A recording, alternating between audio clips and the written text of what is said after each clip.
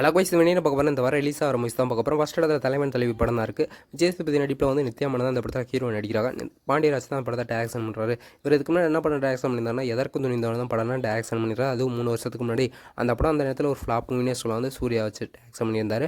இது ரொம்ப வருஷம் கழிச்சு தலைவன் தலைவி டேரக்ஷன் பண்ணுறாரு. ட்ரைலர் பக்கத்தில் ஒரு என்ஜாய் ஃபிலிமாக கண்டிப்பாக இருக்கும். இந்த படத்தில் வந்து ட்ரைலரில் என்ன சொல்லுவாரா வந்து புரோட்டா மாஸ்டராக வந்து விஜய் சேதுபதி இருக்கார். அப்போலாம் பொண்ணு பார்க்க போகிறாரு நித்யா மேனன். வந்து ஹீரோயினுக்கு வந்து புரோட்டாவோட டேஸ்ட்டு வந்து அதோட அந்த கேரக்டர் வைஸும் விஜய் சேதுபதியை பிடிச்சிருக்கு. அதனால் கல்யாணம் பண்ணிக்கிறாங்க. கொஞ்ச நாள்லேயே வேறு 2 பேருக்கும் சண்டை காரணத்தினாலே பிரிஞ்சிடறாங்க. அதுக்கப்புறம் படத்தில் ஒன்று சேராகலான்னு தான் ட்ரைலரில் காமிச்சிருக்காரு. எனக்கு அந்த ட்ரைலரில் பிடிச்சதுன்னா வந்து யோகி பாபு வந்து ஒரு கடை போர்டில் படிப்பார். வந்து இன்னைக்கு சண்டை காரணத்தினால வந்து கடை விடுமுறைன்னு போட்டிருக்கேன். அது ஒரு காமெடி என்ஜாய் ஃபிலியாக கண்டிப்பாக இருந்துச்சு ட்ரைலரை பார்க்கல. இது கண்டிப்பாக ஒரு ஃபேமிலி என்டர்டைன்மெண்ட் ஃபிலிமாக கண்டிப்பாக இருக்கும். ஜூலை 25 ரிலீஸ் ஆகுது. கண்டிப்பாக ட்ரை பண்ணி பாருங்கள் படத்தை. போயிட்டு சொல்லிட்டேன், செத்தாண்டி போயிட்டேன். எப்போ என் பேரண்ட்ஸ் என்னை விட்டு போயிட்டாலும் நான் நடிக்கிறேன்.